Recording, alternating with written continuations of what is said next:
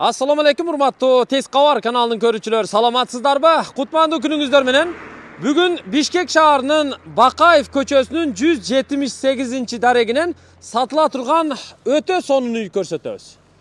Ушул үйдү бүгүн сиздерге толук баштан аяк баяндап берели. Сиздер дарегине жакшылап көңүл буруңуздар. Бул Бишкектин жогорку кичи районунда, тагыраагы түштүк магистралдан дагы жогору Киргизияда жайгашкан. Бул көчө Бишкектеги Бакаев көчөсү. 500 метр барсаңыздар түштүк магистрал менен кесилишет. Оң тарапка бурулсаңыздар эле бир аз жүргөндөн кийин Аларча соода борбору Манас проспектиси жайгашкан. Мына ошол Манас проспектисине параллель Бакаев көчөсү жайгашкан. Магистралдан тетиги көп кабаттуу үйлөрдүн жанынан түз жогору 500 метр чыгып келесиздер. Сол тарапта бурчта жайгашкан 2 кабаттуу подвалы менен, жери кенен, багы менен, бүт шарты менен дал ушул үй сатууга коюлду. Андыктан ушул үйдү сатып алганга, келип жашаганга жакшылап ниет кылып туруңуздар. Биз бир жак чекеден сиздерге түшүндүрүп көрсөтүп берели. Ал эми Южный магистралдан бурулуп кирерин биз ушул чыгарылыштын аягында болжол калыптары, дарек катары тартып көрсөтүп беребиз. Бул көчө Бакаев көчөсү бүт борбордук канализация, газ, суу, свет, интернет, бүт коммуникациялык шарттар тартылып келген көчө туугандар. Мына көрүп турасыздар, үйдүн жери 8 сотук, айланасы бүт тосулган бийик. Алдында ушундай 4 унаа бата турган площадка, навес бүт баары курулган. Бул жака болсо пульт менен эки жака сүрүлүп ачыла турган ушундай дарбаза коюлган, калиткасы менен ар жагында дагы бир дарбазасы бар туугандар. Ылдый жагында эле дагы бир көчө бар. Бул ушул чакан тар көчө окшойт менимче.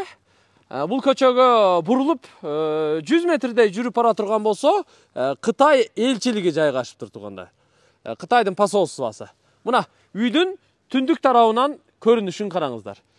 Үй аябай жакшы үй экен. Азыр биз бир катар көрүп чыктык, байкап чыктык. Аябай жакшы экен. Мен азыр дагы бир жолу сиздерге баяндап көрсөтүп бермекчимин. Андыктан сиздер назар салып көңүл буруп тура бериңиздер. Магистралдан өзү көчөнүн аягына чейин 900 метр экен туугандар. Тиги жерге барып Бакаев көчөсү токтойт экен, асфальтта токтойт окшойт, башка көчөлөргө кошулат экен. Ылдыйдан жогору чыгып келе жатканда 500 метрге келгенде сол тарапта турат. Анда баштайлы.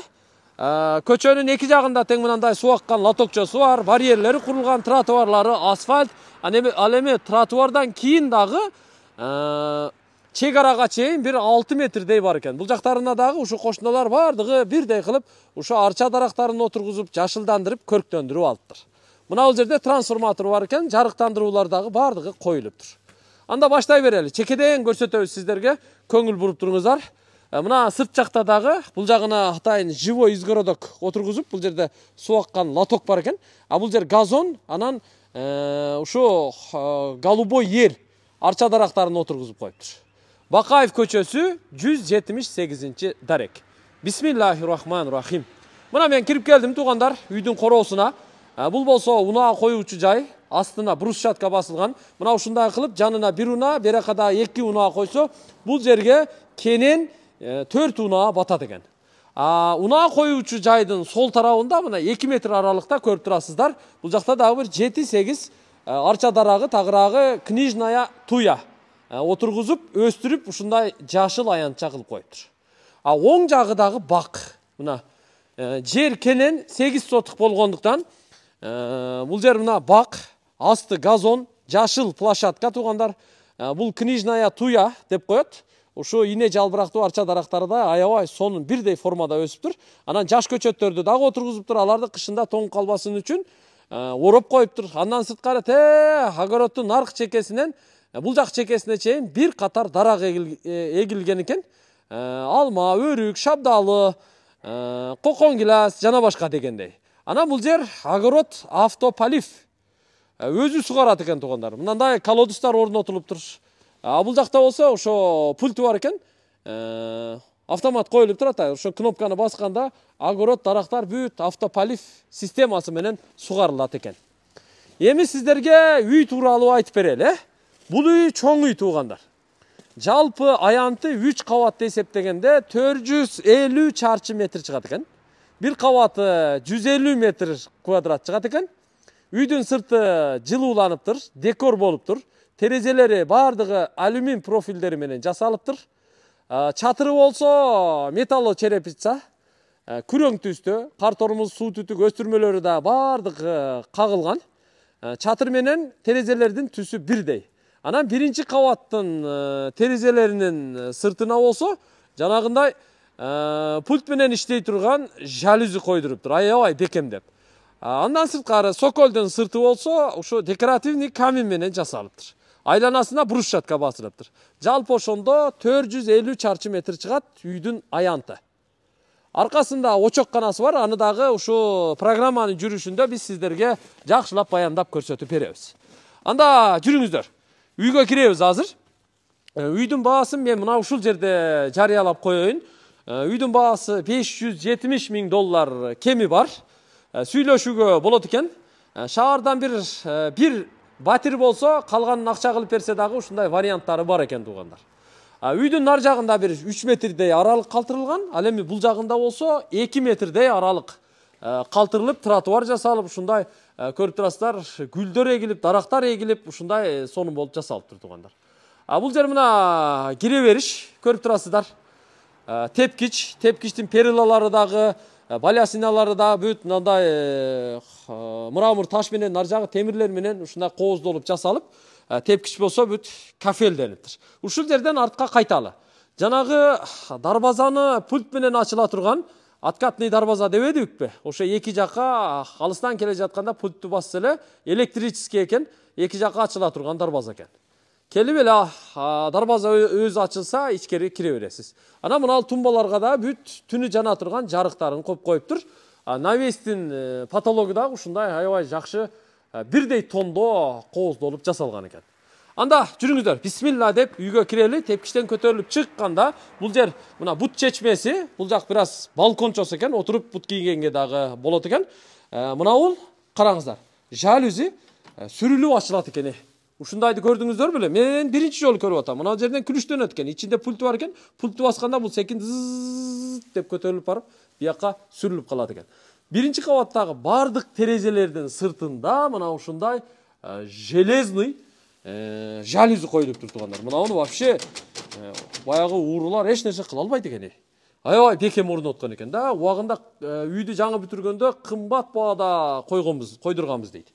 Так, эшикти ачып эми үйдүн ичине кире берели. Бисмилла деп туруп. Булайым сиздерге ушу тойлор болгон, жакшылыктар болгон, ажы тойлор болгон, кыз узаткан, бала үйлөгөн, жээнтек тойлорду, сүннөт тойлорду өткөргөн куттуу үйлөрдөн болсун туугандар. Жакшы тилек максат менен мына келечектеги сиздердин үйүңүздөргө кирип келдик. Бул жер мына прихожка, бир 6 квадраттын тегерегинде чыгат экен. Эшиктер, эмеректер бардыгы бирдей гүлдө, бирдей фасондо жакшынакай жасалыптыр. Полу кафель. Үйдө киргенде эле мына жылуулук байкалып турат. Отопление бар экен. Бүт ушу газ менен, көмүр отун менен, электр тогу менен жылыта турган отопление системасын жасаптыр. Азыр газ менен эле жылып атыптыр. Үйдүн ичи жылуу. Батареялар да коюлган, теплый пол, водяной, электрический да бар экен. Кыскасы, кайсы жерге эмне коюш керек болсо, ошонун баарын жасаптыр. Күзгү коюлган. Оң жагында болсо, ушу кийим кечек, кышкы кийимдерди, бут кийимдерди баардыгын коюп кое турган ушундай полдон потолокко чейин өлчөлүп, ченелип жасалган эмерек коюптур. Потологу мына гипсокартон натяжной люстра илиптир. Киргенде эле мына бутту чечип, анан сол жакка кирет экенбиз. Бул жакта кол полду жууп, анан бир катар бошонуп, үйгө кирип кетсе боло берет экен. Мына оң жагында көрүп турасыздар. Бул жер өзү уборный, санузел, душевой экен. Оң жагында раковина үстүндө күзгүсү менен, бурчунда душевая кабина, бул жагында унитаз, сушилкалары менен, вытяжкалары, форточкалары менен бардыгы жасалыптыр. Полу дубалы кафель экен. Теплый пол бар экен туугандар. Эми үйгө кирели. Экинчи эшикти ачып киргенде, мына үйдүн кооздугу, көрктүүлүгү ушул жерде байкалып турат. Үй аябай жакшы үй экен. Жылуу экен, куттуу экен туугандар. Бөлмөлөрдү бир жак чекеден тааныштырып көрсөтө берели. Сиздер ушул үйгө жакшылап ниет кылып туруңуздар. Мына прихожкадан өтүп, Кирип келгенде эле мына бул жер арка түрүндө жасалган. Оң жакка бурулуп эле бул жакка өтө турган болсоңуздар, бул холл. Туурасы бир 3,5, 3,70, 3,80 чыгат экен, узундугу бир 7-8 метрдин тегерегинде. Төрү батыш жагы эркер формасында чыгарылып, 3 терезе коюлган. Баягы эле сыртында жалюзи, алюмин терезелери туугандар. Ичинен пардалары тартылган, подоконниктери бүт бардыгы коюлган. Анан отопление батареясы дагы коюлган, теплый полу дагы тартылыптыр. Бул жака болсо көрүп турасыздар, сыналгы коюлган, патология гипсокартон, натяжной люстралар илинген. Бул жака болсо ушундай жумшак эмеректер коюлган, килемдери салыныптыр. Бардык бөлмөлөрдүн полу туугандар мына ламинат экен, көрдүңүздөрбү? Эшиктер бардык бөлмөлөрдүкү окшош, үстүндө мындай коронкалары менен. Мына ал жакта ушу холго жанаша жайгашкан бир бөлмө бар. Бул биринчи кабаттагы спальни. Ата-энелердин уктоочу бөлмөсү, же улгайган ата-энелердин уктоочу бөлмөсү. Жакшы бөлмө, биринчи кабатта кенен эле. Бүт бардыгы коюлган, телевизордон баштап башкасына чейин. Көрүп турасыздар, мына эмеректери, тумбучкалары, күзгү комоддору, шкафтары менен бардыгы. Бул биринчи кабатта жайгашкан. Туурасы 3 метр экен, узундугу 5 метр, бир 15 чарчы метрдин тегерегинде. Жылуу бөлмө экен. Эми туугандар, мына бул чоң эшиктен бияка кирели, бул жагы зал болуп эсептелинет. Залга холдон кирсе да болот, нарагы кухнядан кирсе да болот. Залы дагы кенен, узундугу бир 7 метр чыгат, туурасы 4,5 метр чыгат экен. Көрдүңүздөр, мына ал жерде нарагын 6, берагын 6, эки жагын кошкондо 14 кишиге конок орду. Стол ушул жерге өлчөнүп, ченелип, залга коюлган экен. Бүт бардыгы мына стенкалары менен, гарнитуралары менен бардыгы бир комплект экен. Бул жагында болсо түштүк жагында бир терезе, бул жагында болсо 2 терезе. Бүт терезелерден жарык кирет. Патология гипсокартон натяжной экен, полу болсо ламинат болуптур. Эми эмеректердин, анча-мынча үйдөгү техникалардын кээ бирлери кетет экен, кээ бирлери калат экен. Частичный болот экен туугандар. Отопление батареялары дагы ушу терезелердин астына бардыгы коюлган. Үй жылуу. Эми ушул жерде үйдүн дубалы тууралуу дагы айтып өтөм, анткени үйдүн дубалы аябай калың экен, мына жерден дагы көрүп байкасаңыздар болот. 2 кирпич толук экен туугандар. Тем более сыртынан жылууланыптыр. Үй аябай жылуу экен да. Азыр газ менен эле ушу бирдей температурага коюп коюптур. Үй жылуу кыскасы. Дубал аябай калың. Бул зал болду. Эми мына бул эшиктен кухняга өтөлү. Бул жагы ашканасы. Ашканага сиздер нар жактан кирсеңиздер да болот. Мына бул жагы прихожкадан өтүп же холдон өтүп жактан кирсеңиздер, бул ашкана. Ашкананын полу кафель, теплый пол экен. Анан отопление дагы коюлуптур. Бул жагы бүт ашкананын эмереги коюлган. Көрүп турасыздар, комплект коюлуптур. Кооз, гүлдүү, газ кириптери, канализация, суу фильтр бардыгы туташкан, бардыгы өз ордунда, жайында. Бул жерге болсо чоң муздаткыч коюлган. Бул жер болсо мына көрүп турасыздар, өзүнчө бир аралча сыяктуу көрүнүп турат, бирок бул чай иче турган орундук. Патология гипсокартон натяжной экен. Жакшы. Мына ал жерде мына пульт турат туугандар. Ар биринде өзү ушундай экен, жалюзини. Мисалы, мынаны басса, пультту басса, сырттагы жалюзи секин көтөрүлөт экен. Көрдүңүздөрбү? Ушундай көтөрүлүп калат экен. Бир жака кетип атканда түшүрүп коет, же кечинде түшүрүп коет, кооптуу убакытта. Так түшүрүп койсо да болот, чыгарып койсо да болот. Бул эшик менен туугандар сыртка үйдүн аркасына очокканага чыкса болот экен. Мына жалюзи көтөрүлүп, сүрүлүп барып өзүнүн оролмосуна кирип калды туугандар. Бул баягы биз көрсөткөн экинчи дарбаза. Мындан тепкич аркылуу түшүп, үйдүн артына нарагы склад экен. Бул жагы очоккана, бул жагында тапчаны менен газдары киргизилиптир. Бул жагы чакан курулуш болгон. Бул болсо көрүп турасыздар, ажаткана. Бул жакта дагы бир жашыл аянтчасы бар экен. Дагы кошумча курулуш кылса дагы болот экен. Подвалга бияк менен дагы кирип чыгууга мүмкүн. Мына көрдүңүздөр, биз азыр биринчи кабатын толук көрдүк окшойт. Эми кайра үйгө кирип, мына бул жерден экинчи кабатка чыгабыз азыр. Экинчи кабатты толук көрсөтүп бүткөндөн кийин анан подвалга түшөбүз. Бул жерде дагы мына көрүп турасыздар, чоң күзгү комод коюлуптур. Аябай жакшы, кооз, көрктүү экен. Эми экинчи кабатка чыгалы. Экинчи кабатка чыккан, астына түшкөн тепкичтер дагы бүт жыгач менен жасалыптыр. Балясина, перилалары дагы бүт көрктүү, кооз болуп туруптур туугандар. Эмеректин, эшиктердин бүт баарынын түсү, гүлү барды бирдей фасондо, бирдей стилде жасалыптыр. Экинчи кабатка чыктык. Мына экинчи кабаттын холу, коридор аябай кенен. Мынандай жумшак эмеректерди коюп койгон. Тепкичтен чыкканда бул жакта дагы аябай кенен. Бул жагында 2 терезе бар экен. Бүт пардалары ичинен тартылган. Экинчи кабатта бир дагы батарея коюлуп аптыр. Экинчи кабаттын бардык бөлмөлөрүндө отопление системасы туугандар теплый пол болгондо дагы водяной теплый пол системасы менен жасалыптыр. Бул холл жумшак эмеректер коюлган. Баягында биринчи кабаттагыдай 3 терезе. Бул жерде болсо мына көрүп турасыздар, атайын эмерек коюлуп, чоң экран LED коюлган туугандар. Мына эшикти сыртка ачып, балкондун кеңирилиги мен көрсөтүп коеюн. Ойбой, балконду караңыздар. Өзүнчө эле бир площадка да. Кеңири. Бул жерден балкондон сырт жак, көчө бүт баары кыймыл аракет көрүнүп турат экен, аябай жакшы. Так, балконду жаап коелу.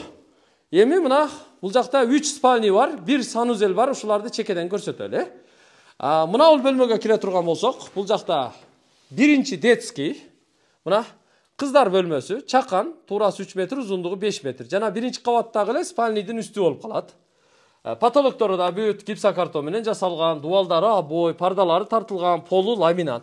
Бул чакан бөлмө 15 квадраттык биринчи спальня. Бул жакта болсо детский экинчи спальня жайгашкан.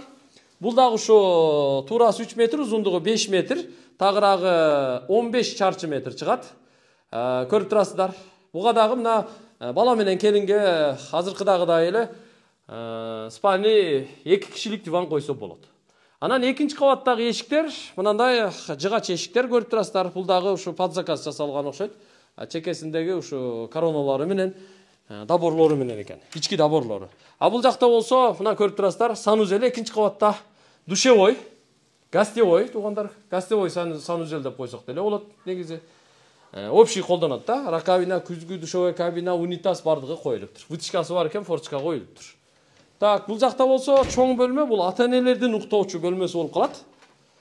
Бул аябай кенен, узун туурасы бир 5ке 5, 25 чарчы метр чыгат узун туурасы. Дубалы обой, потологи гипсокартон, чоң люстра, кичи лампалары бардыгы коюлган. Күн чыгыш тарабында бир чоң терезеси бар. Төрүндө болсо бул жагында санузел бар туугандар. Ата-энелердин уктоочу бөлмөсүнүн ичинде ваннасы жайгаштырылган. Бул жагы жуунуучу жайы, күзгү, раковина, унитаздары, аристон, вытяжка, форточкалары бардыгы коюлган. Бул ата-энелердин уктоочу бөлмөсү. Бул жерде болсо телевизор кое турган жайы. Ушундай бардыгын көрсөттүк эми сиздерге. Туугандар, азыр эми подвалга түшөлү.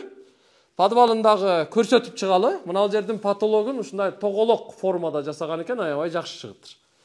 Тепкич, мына биз жогорудан ылдыйга түшүп баратабыз. Азыр ушуну менен айланып подвалга түшүп кетебиз туугандар. Үйдүн баасы $570 000 кеми бар. Албетте эми түшүп берет, айткан баасына сатат беле. Сиздер жакшылап келишесиздер, сүйлөшөсүздөр, тартышасыздар. Анан орток бир пикирге баага келесиздер. $570 000 кеми бар. Так, мына подвалга түшүп келдик эми. Подвалдан да байкасаңыздар болот, дубалдын калыңдыгы аябай калың. Ушу үйдү куруп атканда фундаментин ушундай калың кылып курган экен да. Бул проект менен ушундай кылган экен. Подвал бүт бардыгы ремонту менен туугандар. Полу ламинат, азыр эми бөлмөлөр чекеден тааныштырабыз. Биринчи эшиктен киргенде мына бул жагы көрүп турасыздар, аябай кенен. Подвалдагы холл. Бул жерде спорт зал кылып коюш керек менимче. Спорт зал, кинотеатр кылып койсо болот. Полуна ламинат төшөгөн, дубалдары бүт шпатлевка тартылган, потологу натяжной. Мына ал жакта дагы бөлмөлөрү бар. Биякта склад, анан кладовкасы бар. Мына болсо кладовкасы экен, көрүп турасыздар, чакан, майда чүйдө бүт баары коюлган. Биринчи кабат менен экинчи кабат же подвал менен биринчи кабаттын ортосу бүт монолит болгон экен.